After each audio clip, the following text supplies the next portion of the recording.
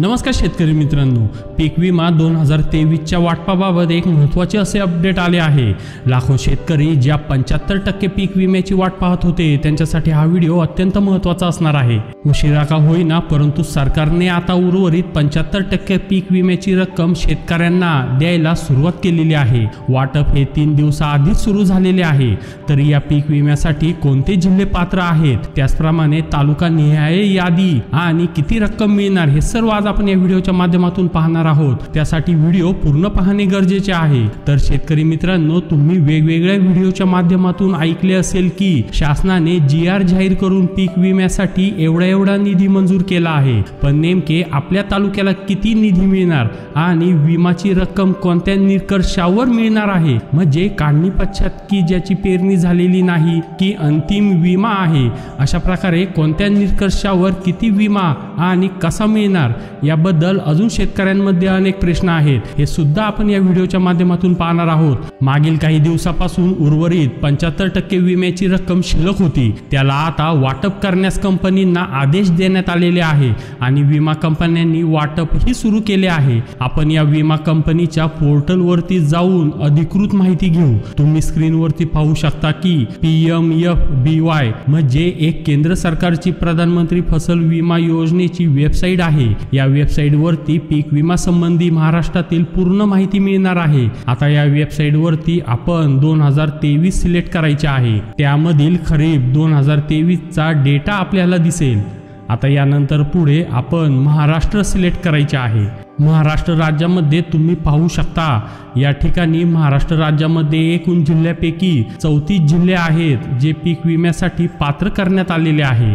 यामध्ये अहमदनगर असेल तर किती शेतकरी आहे, त्यानंतर त्या शेतकऱ्यांपैकी कर्जदार शेतकरी, बिना कर्जदार शेतकरी, त्यानंतर इन्शुर्ड मध्ये जमीन किती झाली आहे, त्यानंतर शेतकरी पेमेंट किती केले आहे, राज्य सरकारने किती केले आहे, केंद्र सरकारने किती मदत केली आहे आणि टोटल प्रीमियम किती भरलेला आहे आणि सब इन्शुर्ड म्हणजे किती आहे। यामध्ये ही जी काय माहिती दिली गेली आहे ती आपल्या जास्त कामाची नसून आपल्याला पाहायचे आहे की जे विमा वाटपाचे काम सुरू झाले आहे ते नेमके किती आहे।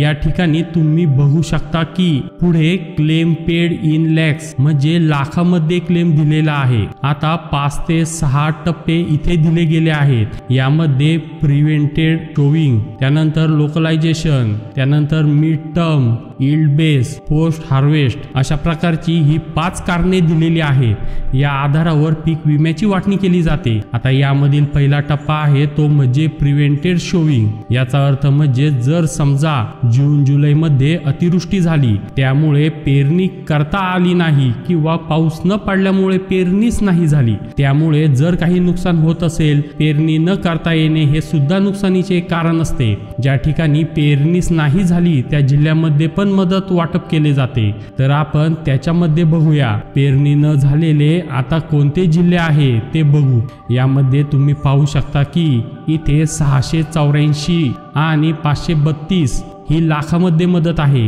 ही मदत निधी या 2 जिल्ह्यांना मिळणार आहे। पहिला 684 लाख आहे तो आहे पुणे जिल्हा, त्यानंतर पुढील 532 इतकी मदत सांगली जिल्ह्यामध्ये पेरणी न झाल्यामुळे ही भरपाई मिळणार आहे। त्यानंतर दुसरा आहे लोकलायझेशन म्हणजे स्थानिक आपत्ती। यामध्ये काही महिन्यामध्ये पावसाचा खंड असू शकतो, तर इतर जिल्ह्यांमध्ये अतिवृष्टी असू शकते, काही ठिकाणी पूर आलेला असेल, तर ढगफुटी झाली असेल, तर अशा वेळेस पीक विमा कंपनी सरसकट क्लेम अहवाल सादर करत नाही, तर या ठिकाणी जिल्ह्यानुसार पीक विमा निधी मंजूर केला जातो। तर या लोकलायझेशन मध्ये तुम्ही पाहू शकता पहिला आहे 3729 लाख रुपये, त्यानंतर 32 लाख रुपये। अशा प्रकारचे काही जिल्हे आहेत ज्यामध्ये नैसर्गिक आपत्तीसाठी निधी मंजूर करण्यात आलेला आहे। ते जिल्हे सुद्धा तुम्ही कोणते ते इथे पाहू शकता। यामध्ये इतकी रक्कम वाटप केली जाणार आहे। स्थानिक आपत्तीमुळे त्यामध्ये आपण पाहू शकतो की 3729 लाख भरपाईसाठी जिल्हा अमरावती हा आहे। तर तुम्ही या वेबसाईट वरती जाऊन तुमच्या जिल्ह्याविषयी माहिती पाहू शकता। त्यानंतर आपण पाहतो की पुढे मिड टर्म म्हणजेच अंतरिम विमा हे सर्वात महत्त्वाचे आहे। अंतरिम विमा हा सर्वात जास्त मिळत असतो। आणि अंतरिम विमा कधी धरला जातो तो म्हणजे की सरासरी उत्पन्नाच्या जर 50% पेक्षा कमी उत्पन्न होणार असेल असे आढळून आल्यानंतर तत्काळ 25% अग्रिम मदत म्हणून पीक विम्याच्या 25% शेतकऱ्यांना दिली जाते आणि त्यानंतर उर्वरित 75% रक्कम ही सरासरी काढल्यानंतर किंवा पीक काढून झाल्यानंतर शेतकऱ्यांना दिली जाते। तर त्या अग्रिम जे काही पीक विमा आहे त्याच्यामध्ये आपल्याला 25% बहुतांश शेतकऱ्यांना लाभ मिळालेला आहे आणि तुम्ही इथे पुढे पाहू शकता काही जिल्हे वगळता बाकी सर्व जिल्ह्यांना अंतरिम विमा लागू झालेला आहे। त्यानंतर पुढे यील्ड बेस म्हणजे सरासरी उत्पन्न असते, उंबरठा उत्पन्न असेही त्याला म्हणतात, त्याच्या जोरावरती विमा लागू झालाय का? यावर्षी उत्पन्न उंबरठा उत्पन्नासाठी पीक विमा नाही। त्यानंतर पोस्ट हार्वेस्ट म्हणजे काढणी पश्चात जे नुकसान झालेलं आहे ते तुम्ही पाहू शकता। 3 जिल्ह्यांना मदत आलेली आहे, 516 लाख नुकसान भरपाई मिळालेली आहे। तो जिल्हा आहे गोंदिया, तुम्ही पाहू शकता। अशा प्रकारे तुम्ही दुसरे जिल्हे सुद्धा पाहू शकता। अशा प्रकारे शेतकरी मित्रांनो, जर तुम्हाला तुमचा तालुका तुमचं मंडळ यामध्ये पात्र आहे का ते पाहायचे असेल तर सोपे आहे। तुम्हाला पहिले तुमचा जिल्हा आहे तो सिलेक्ट करायचा आहे। तो जिल्हा ओपन केल्यानंतर त्याच्या आतमध्ये पात्र झालेले तालुका तुम्हाला दिसतील। आता यामधील तुमच्या तालुक्यावर क्लिक करायचे आहे। त्यानंतर क्लिक केल्यावर तुम्हाला त्याच्यामध्ये ही पात्र झालेली मंडळे दिसतील।